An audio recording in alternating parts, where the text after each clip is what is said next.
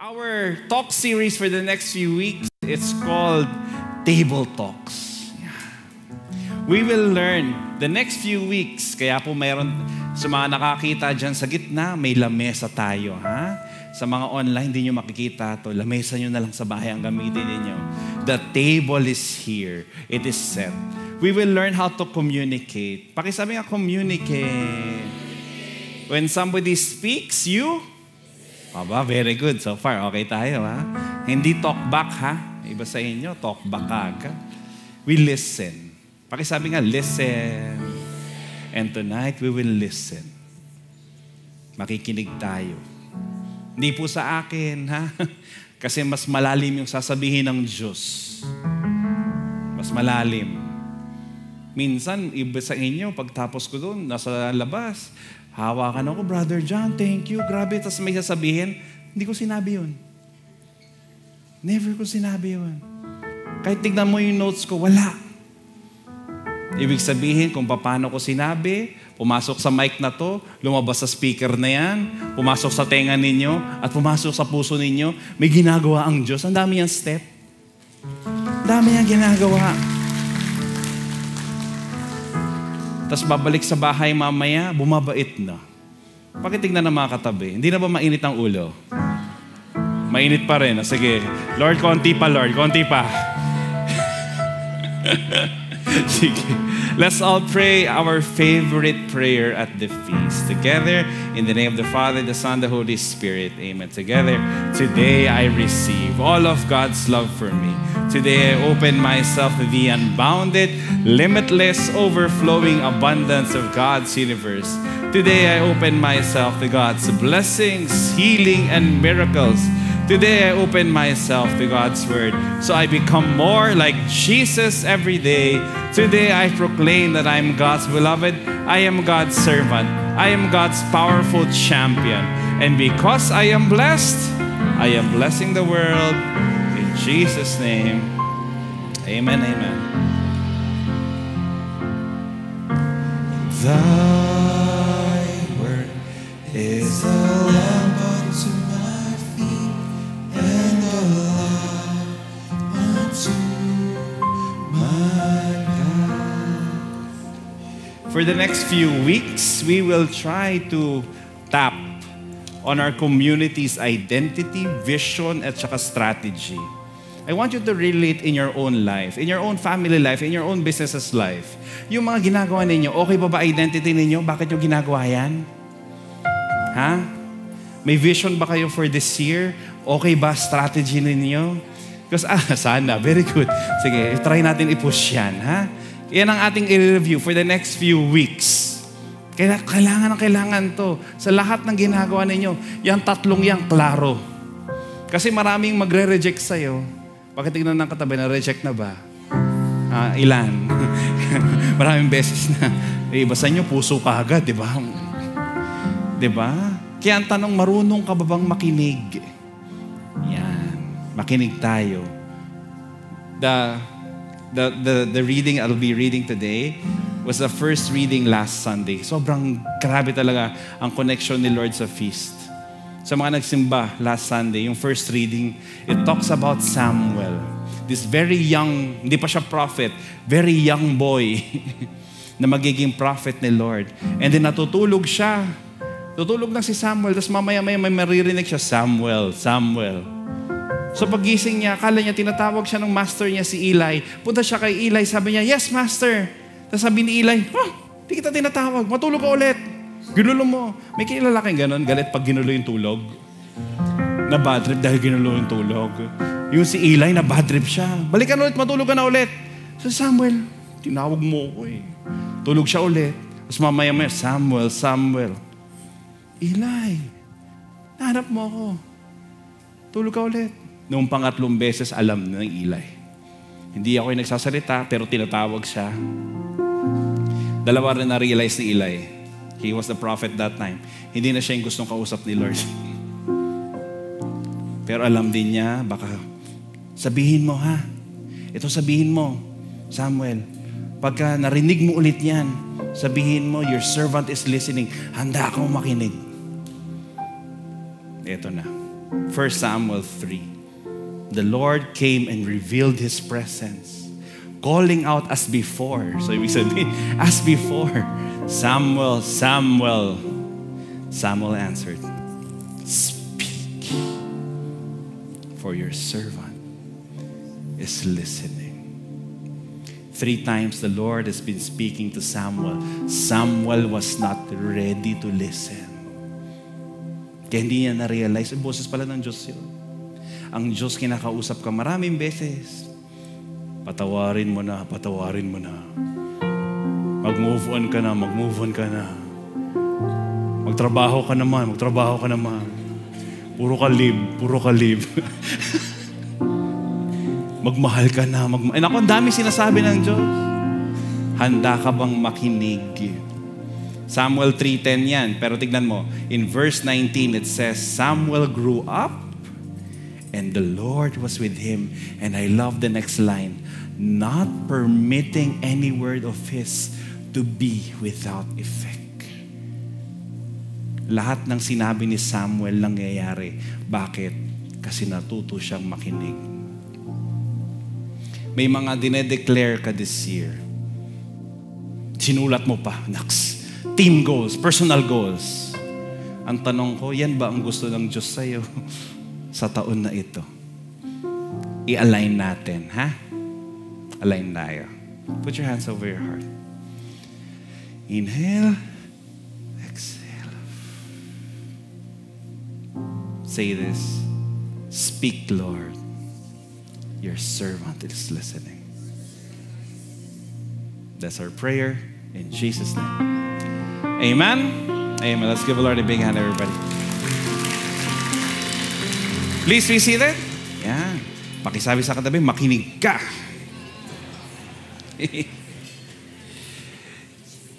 For those who are here for the first time, maraming salamat po. I hope you can spare 5 minutes after the feast and we will have something for you. Ha?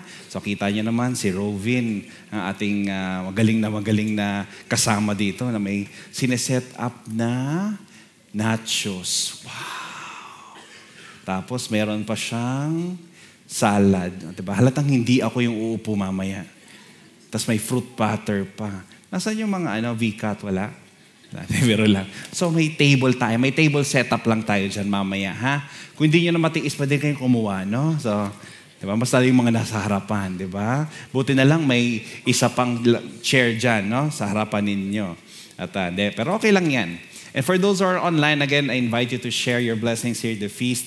Here are the many ways that you can share your blessings. And of course, if you share your blessing, please do give us a screenshot so that we can account it accordingly to the feast. And thank you properly. Maraming salamat po.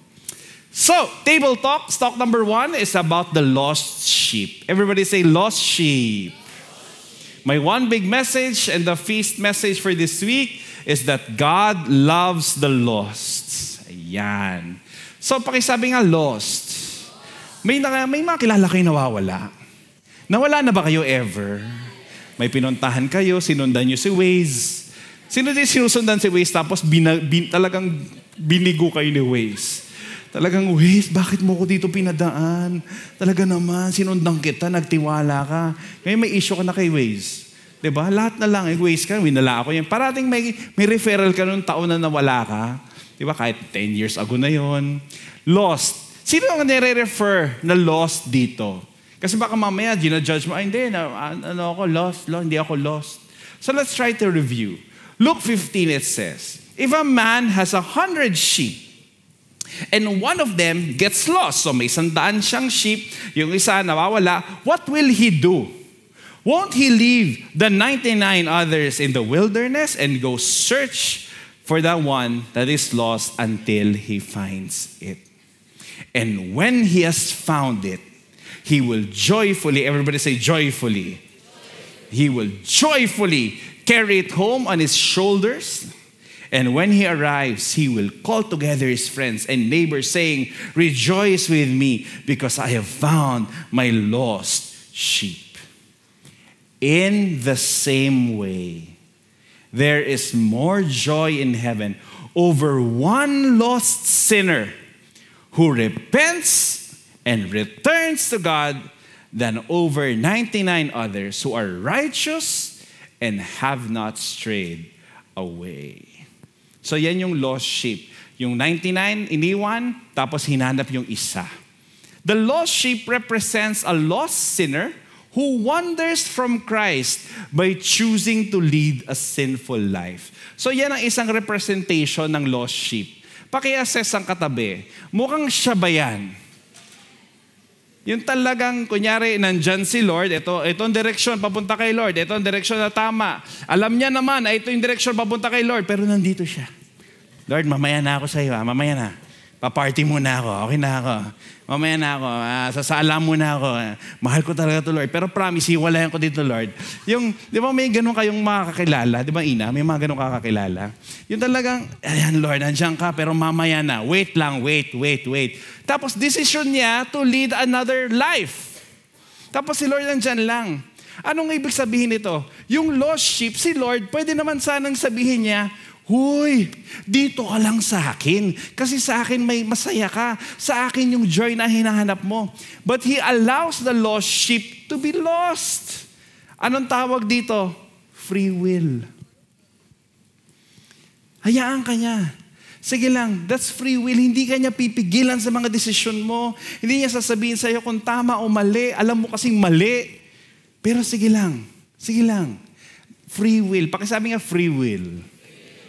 Yung mga choices mo sa buhay, free will. Kung sino ka ngayon, free will yan. A sinful life is when they live apart from the Lord.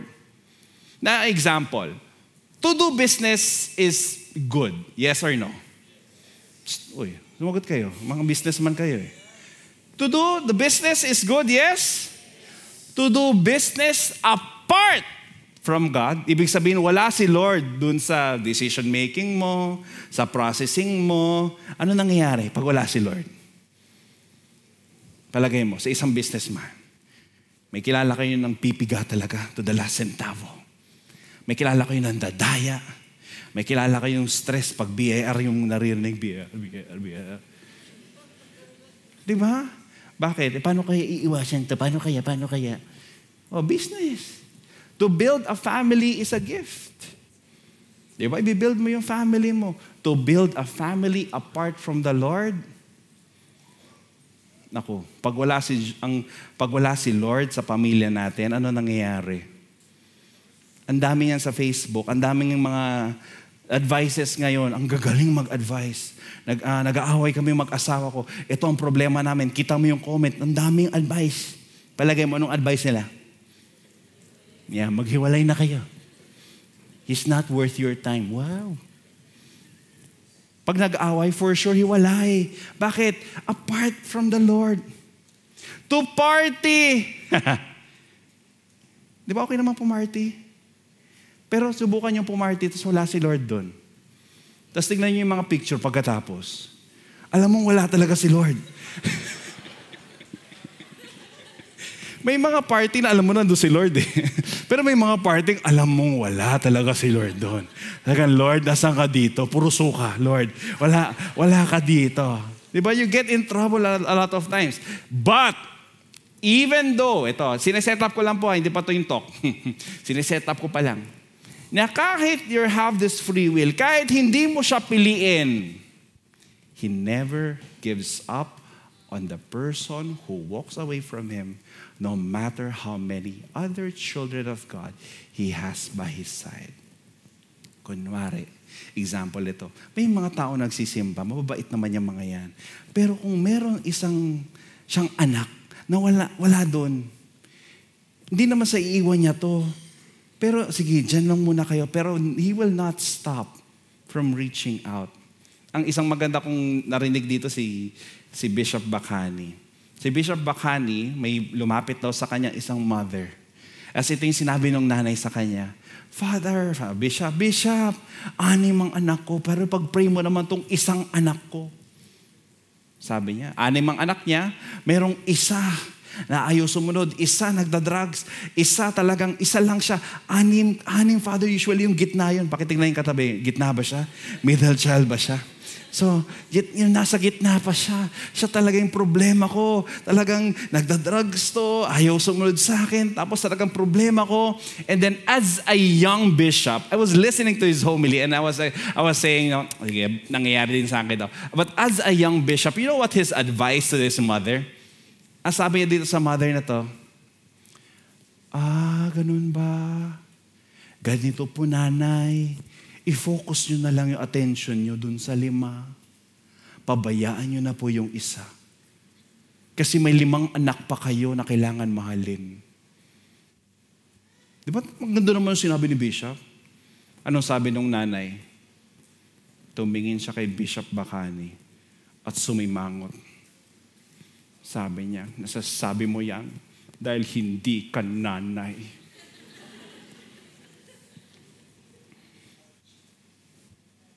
Tapos moment for him yun, oo nga. Lahat importante para sa nanay. Pakitingnan ng katabi. Importante pa ba yan sa'yo? Kahit hindi pa nanay yan, di ba? Di ba hinata ka niya sa feast? Dinala ka niya. Miski wala kang production, di ba? Nandiyan ka lang. Di ba? Miski parang ano ba nangyayari sa buhay mo? Why? Everyone is important. Pakisabi sa katabi, you are important.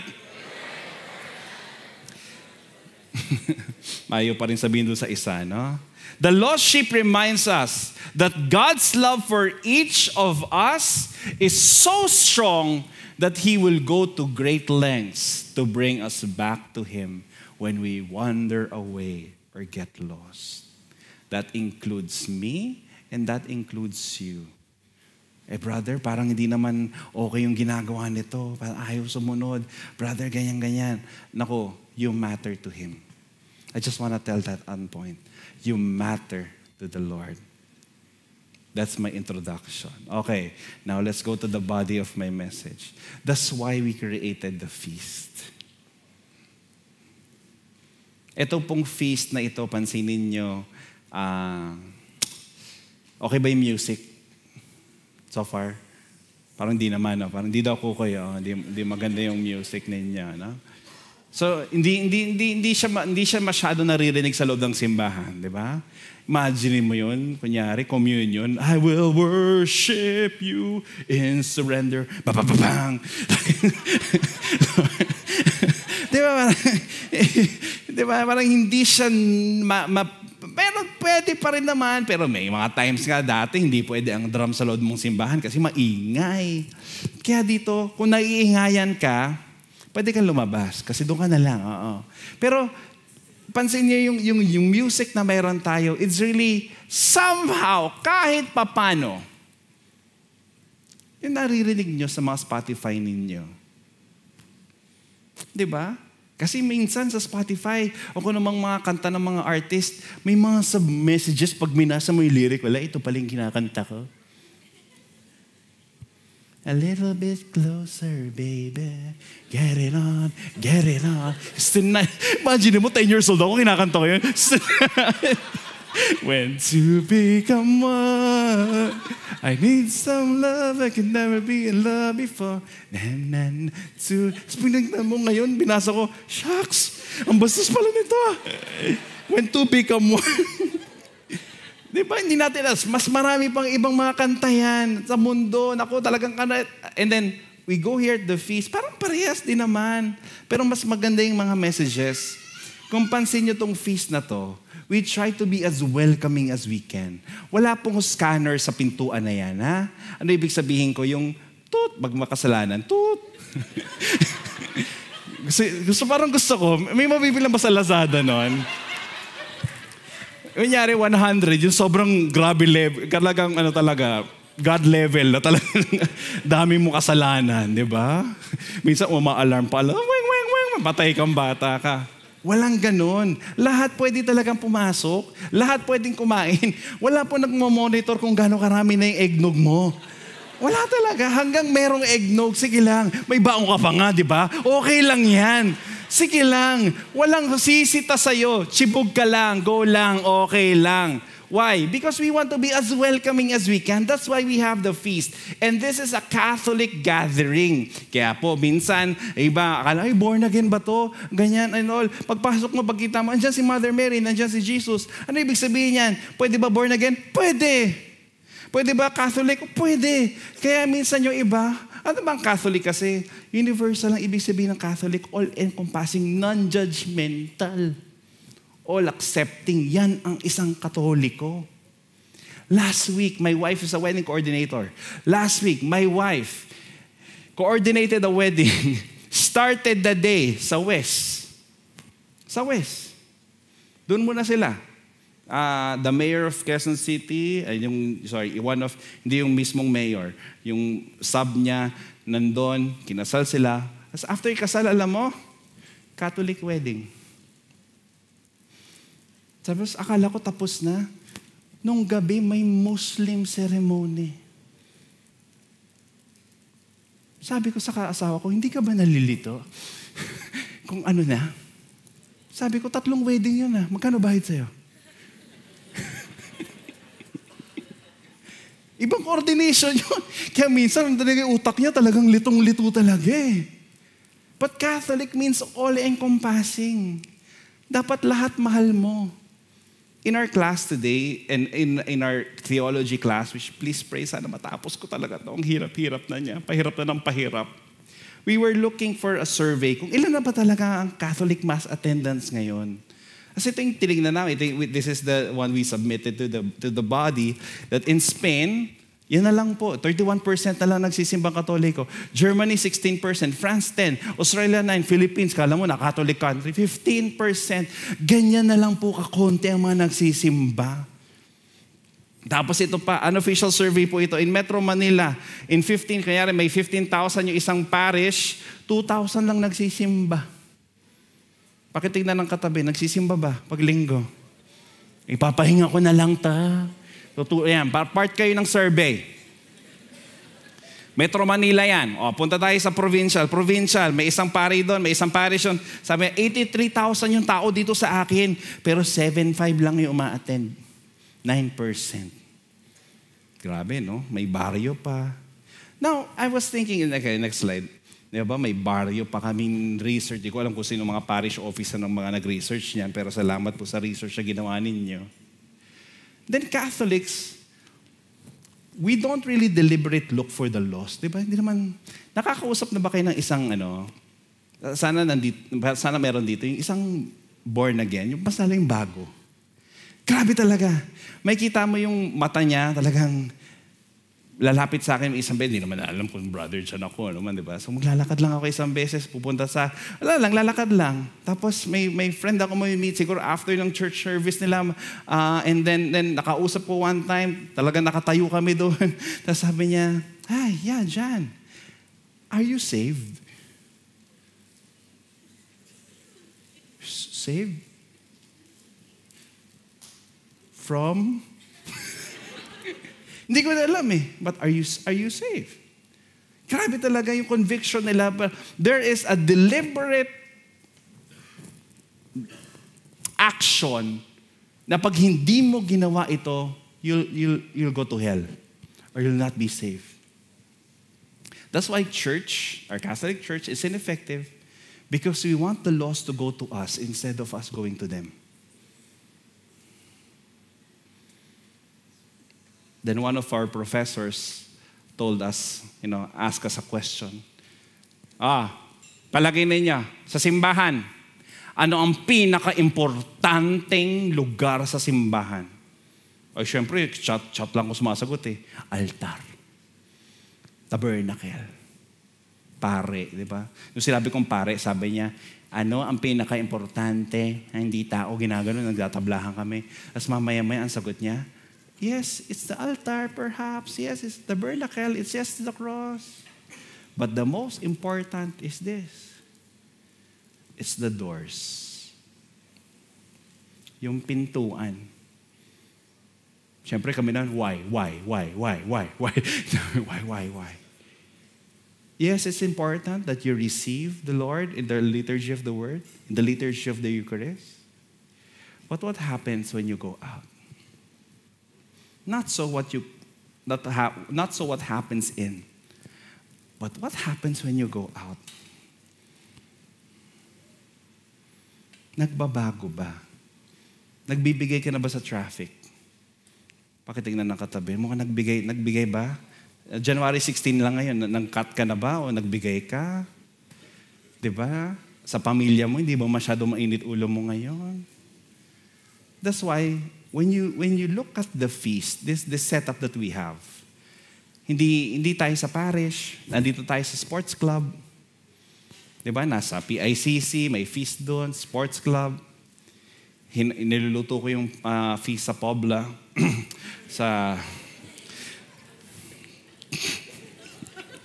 Iba sa inyo, parang, ano yun? Ano daw? Yung Boracay, sandali lang kasi medyo may abs requirements sa Obora eh. Sa Pobla, wala masyado. I have a friend, I'm not sure if you remember, I went to Davao a few months ago, around FeastCon. I went to Davao and I met a friend there. Sabi niya, Jan! Sabi niya, Kuya Jan pa. Kuya Jan. Si Jeron. Sabi niya, Kuya Jan, may blessing sa akin si Lord. Sabi ko, anong blessing sa'yo ni Lord? May bago akong bar. Sabi ko, talaga? Very good. Brother Jan. Grabe. Talagang magbubukas kami ng 10 p.m. Talagang every night, grabe kita namin. Ang daming lasing. Grabe blessing ni Lord. Sabi ko sa kanya, very good. Sana marami ka pang mapalasing. Tapos sabi niya, grabe talaga, Brother Jan. May idea ako, pero sabihin ko lang sa'yo muna. Jeron, sorry kaya kwento ko yung namin ha.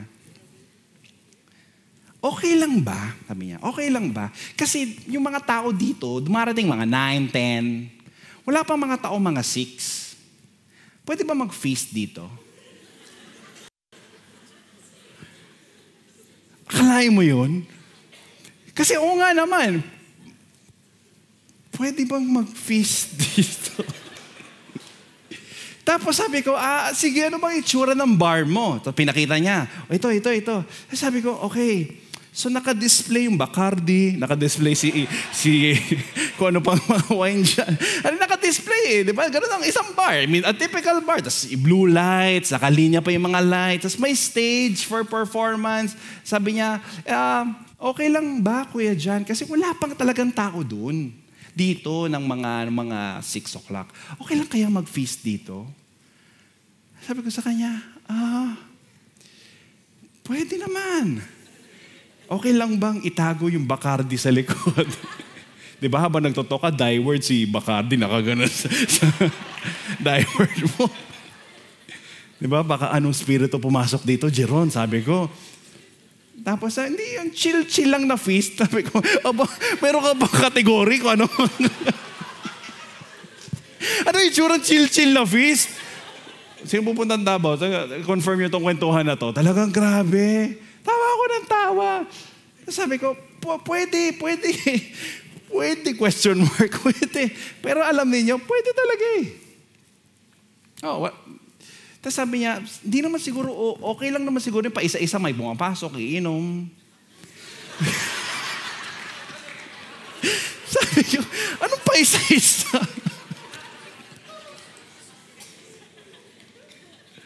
Ay, nako. Pero may mga ganong simbahan, sorry. There are some churches, I've been studying them. There's a church, the Hillsong New York. I've been studying them. I've been trying to peg them. Talagang grabe itong mga to. Ang start ng service nila on a Sunday is 8 a.m. 8, 10, 12. So parang simbahan din. 8 a.m. yung pinakamaaga nilang service. Sabi ng pastor doon, alam mo, sabi nila, in Tagalog na lang yung gimmick, sa bar sila nagmi-meet, sa bar. Yung church, ginagawa nilang bar. So binababa nila si Bacardi, nilalagay nila si Jesus. Parang ganon. Tapos mamaya after si Bacardi na naman, wala na naman si Jesus. So ganon. Parang they try their very best. May mga times na Saturday, gabi, umaga, 2 a.m., 3 a.m., nagsusukahan na yan. Kasi nga, Sunday ng 3 a.m., 4 a.m. Alam mo sinasabi ng mga bouncer, doon sa mga nagsusukahan ng mga tao, mag-intay lang kayo konti. Mamaya-maya, may makakatulong talaga sa inyo. Nagiinuman dahil may problema sa buhay. Kaya hanggang 4 a.m., 5 a.m. umiinom, nagsusukahan na sa kalye. Ang galing nung bouncer. Kasi alam niya mamaya-maya, siya din yung bouncer sa church. Sabi niya, alam mo mamaya-maya, may makakatulong sa inyo, ha? So pwede yung bar sa Davao. Ilan gusto ko sabihin. Our ultimate mission is to go out of the church building or in Makati Sports Club, love people in the world, give them an experience of God's love, and invite them to follow Jesus. God loves the lost. Warning lang. Pag naghahanap kayo ng sheep na nawala, kunyari, crowd of sheep kayo. Tapos may nawawala, kung saan pumupunta yan. Tapos recently may nakita tayo, lahat tayo nakita tong image na to. Ito, ang ganda-ganda na itong image na to. Pakita natin. Just found this in YouTube, in Facebook. Ganda na itong image na to. Kung titignan niyo yung sheep, nawala siya eh. Parang yung itsura niya lost. Yung paa niya dumi-dumi. Tapos siguro kung titignan mo closely, baka may sugat-sugat pa yan. Nawala siya eh. Minsan hindi naman niya gustong mawala. Nawala lang talaga siya. Pag nawawala siya, lost sheep, they act lost. Broken people acts, sagot, broken. Kaya hindi mo aasahan na okay sila pag nakita mo sila eh. Messed up people acts, messed up. Talagang yung mga decision nila sa buhay, talagang bakit ganito decision nila? I remember it was May 15, 2012. Buhay na kayo nun, la? Hindi tayo, pare-pares lang tayo ng timeline. Di ba? May 15, 2012 was my first feast launch. Di ba? Sinakto ko talaga ng May 15 para sweldo. Para may magbibigay. At least man lang sa first week ko, hindi ako saya-saya ng celebration. May 22, 2012, eto na. After I gave the talk, I remember, I was a very young builder, 26 years old. Hindi ko pa nga alam kung tama yung mga sinasabi ko na. Actually, hanggang ngayon naman. I'm just swinging it, like, Napatawa ko lang. Pero, alam yan. Sinasabi ko may theology ako, pero para lang, Second week, after giving a talk, I went down, picture sa mga tao, ganyan. Eto na. A friend brought a friend. Babae. Sa lalaki, yung friend ko, may dinala siyang bagong friend, babae. Pagtingin ko dun sa babae, Brother John, can you please pray for my friend? Sabi ko, sure, sige, kukunin ko lang siya. Ayaw pumasok. Nasa labas pa lang ng pintuan ng Paseo Center. Paseo Center pa yung basement. Nasa labas, ayaw pumasok. Iyak ng iyak ko, gulgol. Sa labas. As in, talagang rinig mo, wow! Iyak ko, anong nangyari? Tapos pinapapasok, umiiyak din. Talagang hysterical na iyak. Sabi ko, hala, papray daw. Ano kaya to? Wow! Sa akin, ano sabi ko, anong gagawin ko dito? Anong speaker lang naman ako dito. Ano kayong gagawin ko dito? Upo kaming tatlo. Sabi ko, anong name niya? Sinabi yung name. Hindi ko sabihin na lang. Sabi niya, Brother John, sabi nung friend ko, hindi makapagsalita to, iyak na iyak. she's pregnant. Kaya sabi ko, oh, kanina lang niya nalaman. Tinawagan niya yung boyfriend niya. At ang unang tanong sa kanya, ng boyfriend, ang unang tanong, kanino daw yung bata?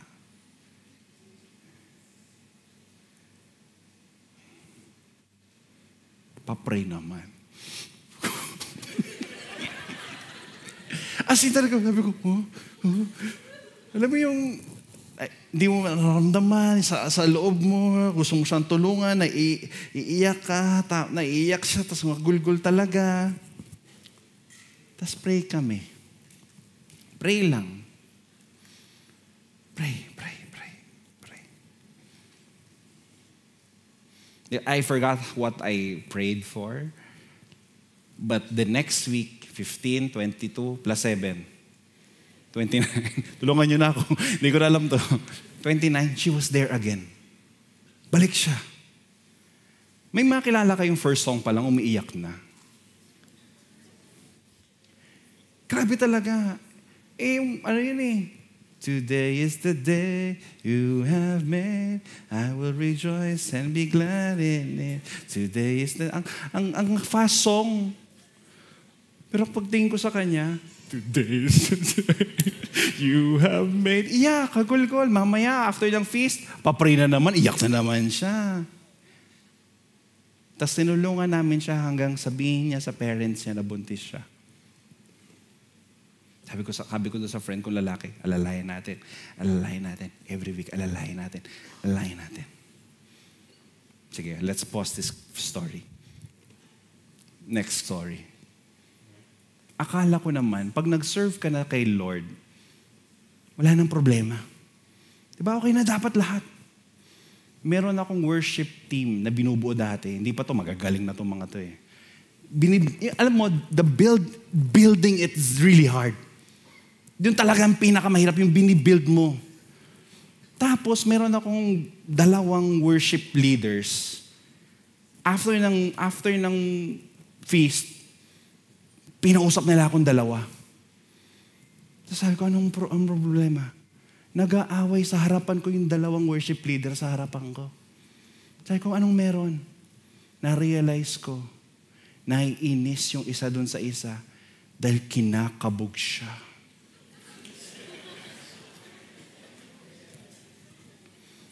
Di ba? I don't know music that much, pero alam ko may soprano, may alto, may bass. Yan, favorite ko yung bass.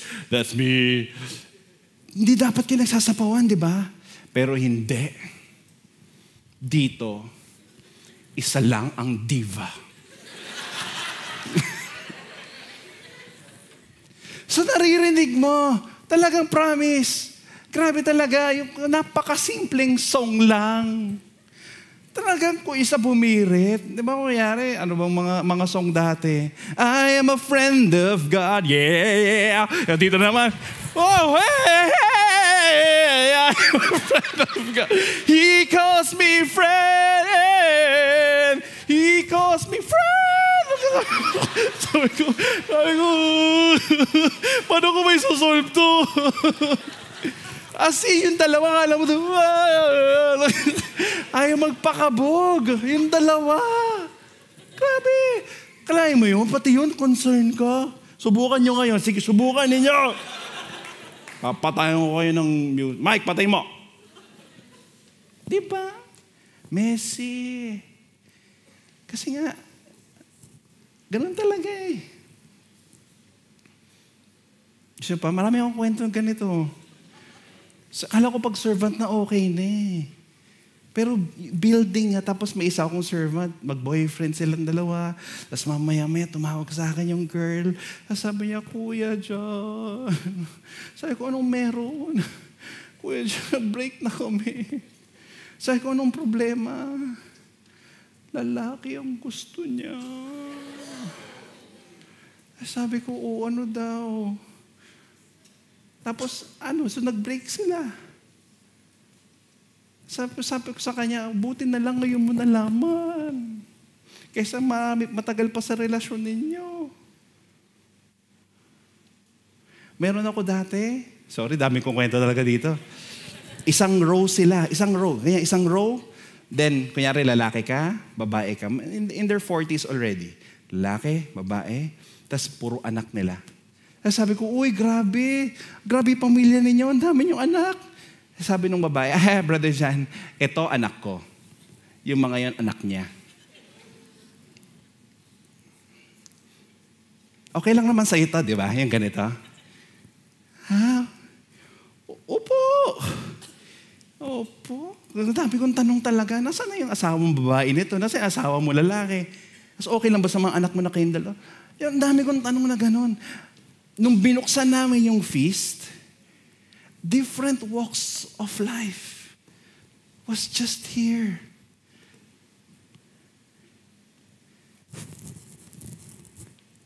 One last. Meron akong big giver sa feast. Ayaw magbigay kung hindi sinagot ni Lord yung dasal niya. Minsan pipicturean niya yung cheque niya. Pag picture niya ng cheque niya, Brother John, ito ang ibibigay ko sa'yo pag sinagot ni Lord yung dasal ko. Sabi ko, pwede na bang ibigay mo na lang muna? Tapos, ipagdasal natin yan. Tapos ito pa, hindi niya ma-express yung galit niya kay Lord kasi hindi niya makita si Lord. So palagay niyo kanina niya ini-express yung galit niya. Sa akin! Hindi naman ako si Lord. Ang dami issue. Ang daming concerns. Why? Lost sheep acts lost. Broken people acts broken. Act broken. Messed up people, act messed up. So what's my message? Kukoy, kailangan na kita dito. Ito yung favorite line ko sa lahat. Asan ka na, Kukoy? Kukoy, akit ka na. Our musical director. The role of the community is not to change anybody. Diba, kita niyo on cue yung mga worship team natin, isa-isa lang. Si Kukoy lang tinawag ko. Not to change, but to journey, to listen, to be Jesus. Pakisabi nga, listen. Minsan when I'm listening, may kilala kayong, masala kung may produkto kayo ibebenta. Yung nakabias na yung produkto mo doon sa concern niya. Hindi. Minsan, may mga taong pinapadala si Lord sa atin, pakinggan lang natin. Listening without bias, listening without an agenda, listening because you love. Kaya kita nyo, bakit magulong mundo? Kasi lahat gusto magsalita. Gusto lahat mag-post kung ano nangyayari sa buhay nila. Sana sa bawat isang post mo, 10 ang pinapakinggan mo.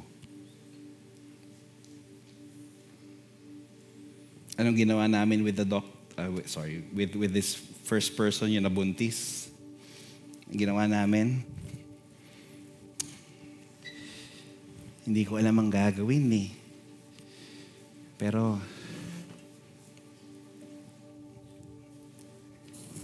kain tayo. Tanggalin ko lang to, hindi nyo makita, sayang. Kain tayo.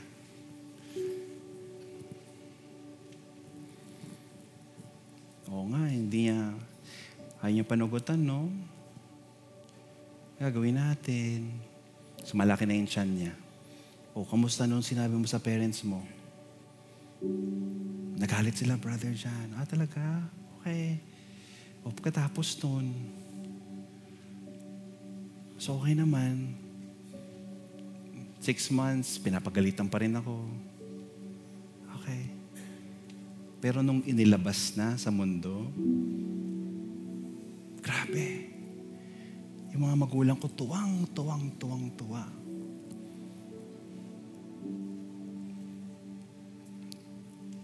I asked her just a few days ago, preparing for this talk, I asked her, how are you?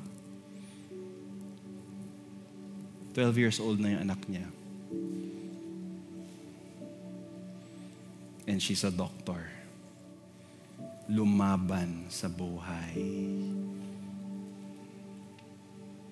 And, she's married. Hindi dun sa boyfriend niya. Similar yung, hindi man similar. Single mom siya, single mom yung asawa ko. So parang nagkonting connect kaming dalawa nitong doctor na ito na feaster dati. Ako ba nagbago sa kanya? Anong ginawa ko? Umupo lang. Kunyari siya to, haha. I just journeyed with them.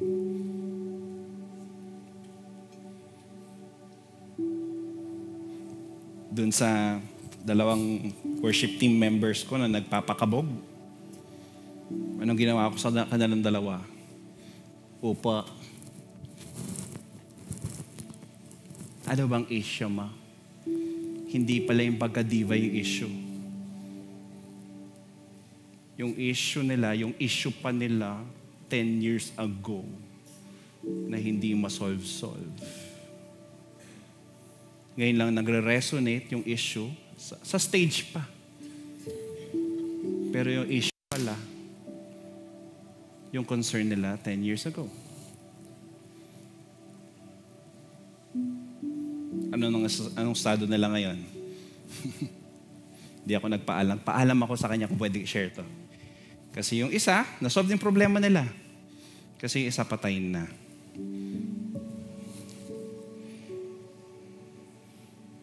Yung isa buhay pa naman. Okay pa naman siya.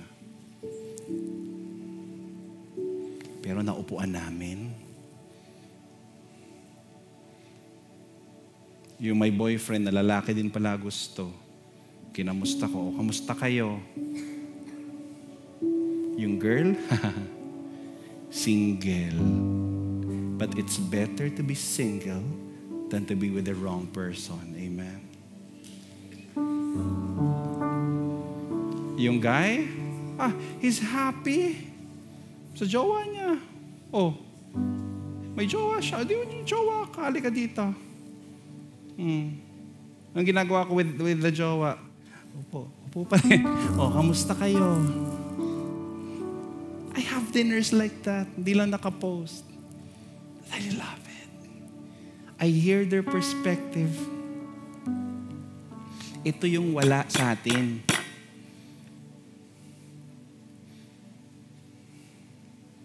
The table talks. Yung isang row, yung magkaibang anak, anong ginawa? Angela arranged their wedding last year.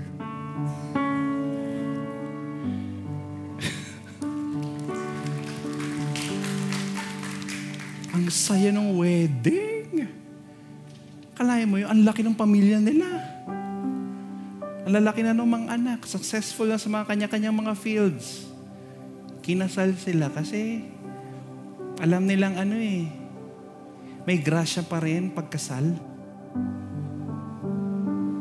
Inayos nila yung annulment ng isa, yung annulment ng isa.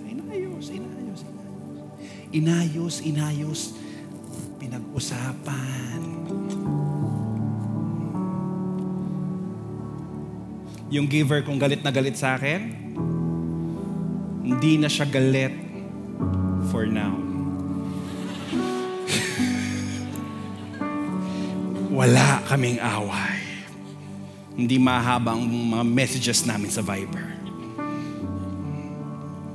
For now.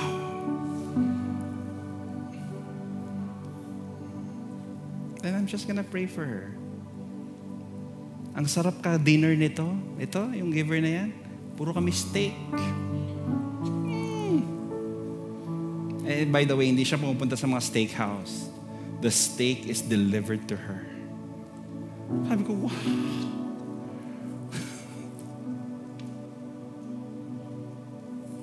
Upo. My point is this.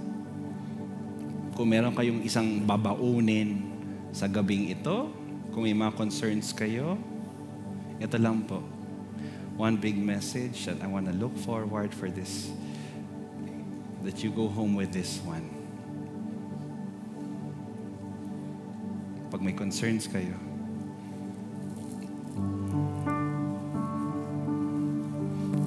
buwan natin.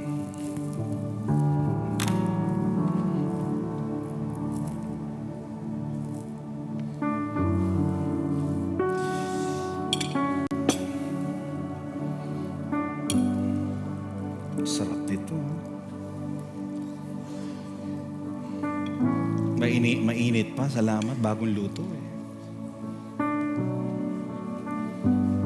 Pag kukuha kayo ng pagkain, bigay mo muna doon, ha? Siya muna. Tapos, kamusta ka?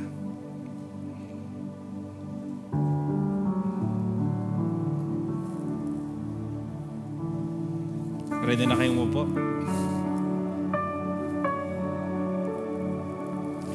This table will be here for the next few weeks to remind us, iba-iba ng order. Next week, calamares naman, ha?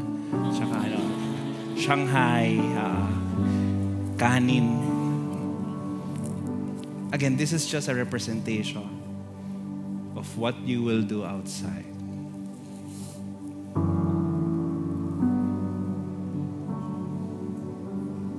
Amen? In the name of the Father, the Son, the Holy Spirit. If it's okay for you to stand wherever you may be.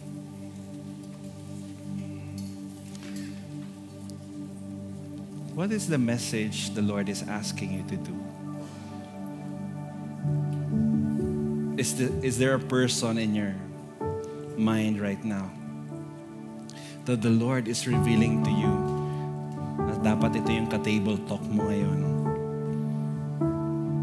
Labo-labo na nangyayari, dami nangyayari left and right. And the Lord is telling us right now, hey, do what I did. I sat down with Zacchaeus. I sat down with Matthew. I sat down with the leper na pinahil ko. I sat down in the Last Supper. And when I rose again, I sat down. Inupuan ko. And we talked and we shared stories. And we laughed and we listened to each other. Because this is what we need. And when you have your table talks, please remove distractions, remove your biases, remove anything that will block the line of communication. Talk and listen.